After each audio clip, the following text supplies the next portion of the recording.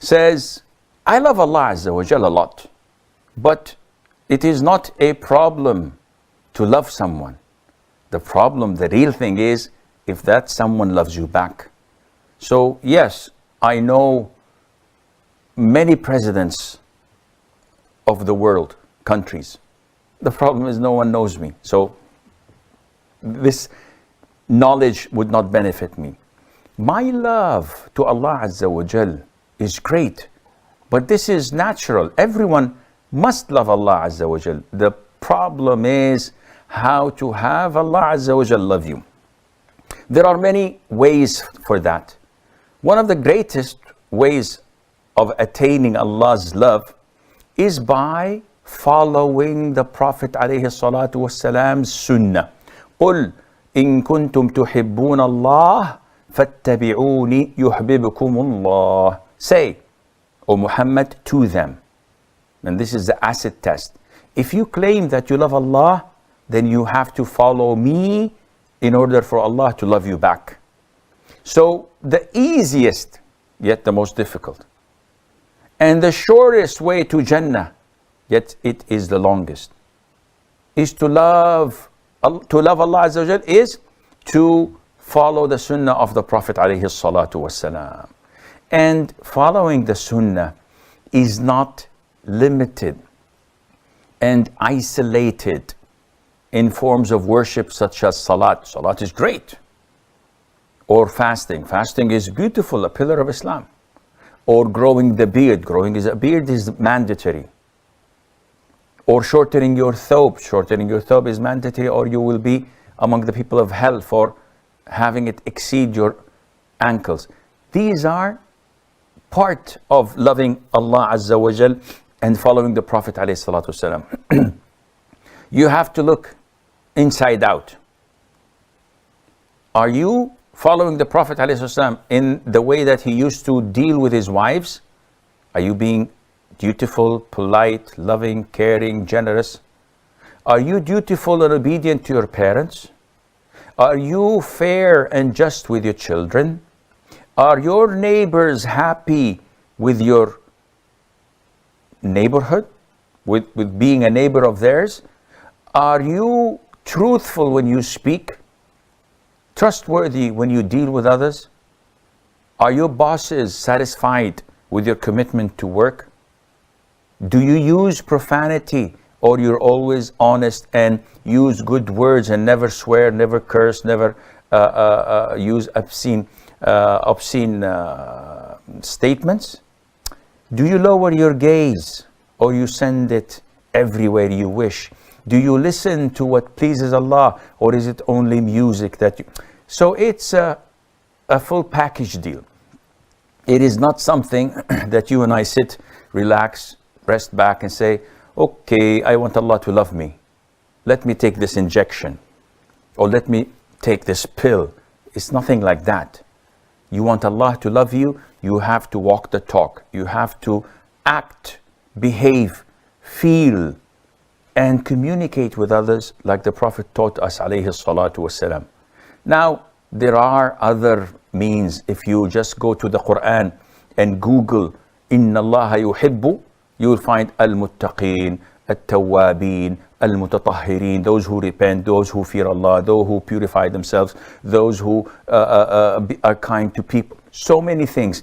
List them down and try to have all of these beautiful characteristics in you, and with the grace of Allah, you will attain Allah's love. How would I know if Allah loves me and is pleased with me, and He has accepted my du'as and so on, that He will not punish me in the hereafter? How can I be certain of this? You can't. Simple as that. Last week I did a lecture in the province of Perlis in Malaysia. And this is one of the furthest provinces to the north of Malaysia. A very nice place to be in, to retire in. Very nice people and community upon Ahl Sunnati wal Jama'ah Aqeedah, and they are proud of it. And I did a lecture by the name of The Balance Between Fear and Love of Allah. And it's on my YouTube channel. Watch that. The beauty of it is that we live our life balancing like a bird's wings between the fear of Allah and the hope in Allah. So these wings must be synchronized and balanced, because if one overwhelms the other or overpowers the other, the bird will fall. And they have to be balanced. So when you are certain that Allah has forgiven my sins and accepted my dua and He loves me, I always get the notion of shaitan whispering in my ears and say, tell you what, why don't you watch a movie? Listen to a song. Visit the pub. Go to a nightclub. This is sinful. Yeah, but you have credit. Allah loves you. Allah accepted your dua. You have credit. And this is how shaitan drags our feet to hellfire. You have to have this fear. Maybe Allah did not accept my dua. What should I do? Make more dua. Maybe Allah did not accept my salah. What should I do? Offer more voluntary prayers. Give in charity. Continue to fear that Allah did not accept. So you are positive in doing good deeds and hopeful that Allah will accept it until you die. And then after your death, you will see that you have mountains and mountains of good deeds and that Allah loves you and that Allah has accepted your dua. But while you're alive, be careful of Satan dragging your feet, telling you you have got credit. Says, though I want to forgive some people, but I have a hard time doing that. Always I get reminded of what they told about me. How do I restrain myself from such thoughts? This is a classical case of shaitan's whispering. And why do we get these whispers? Because this is our test from Allah. I always repeat and say this. Everybody has their own test catered for them. So some people get tests by abusive people, saying things about them and it haunts them to the rest of their lives. Others get tested with illnesses, a heart attack, a stroke, cancer, etc. And they have to live with that till the rest of their lives. Others are tested in their security. Others are tested in their family, in their loved ones. Others, and this is the most severe test, are tested in their own religion, whether they remain steadfast or not. So this is what Allah is testing you by.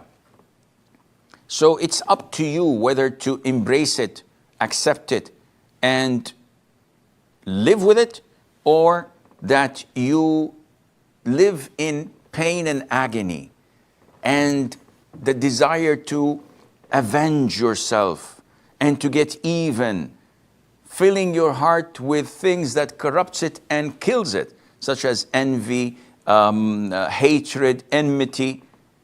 Always remember, treat people as you wish Allah to treat you. You forgive them, Allah will forgive you. And this is a fact. Don't worry about what people say. Don't worry about how bad you feel inside. Sometimes you get these imbeciles, ignorant people who come to you and say, don't hold back. Express yourself. Let your anger show. Move on with it. No, this is wrong. You have to oppress, suppress your anger, your feeling of hatred and enmity. Have a clean heart to everybody. You live longer, you live better, and Allah would forgive your sins for that.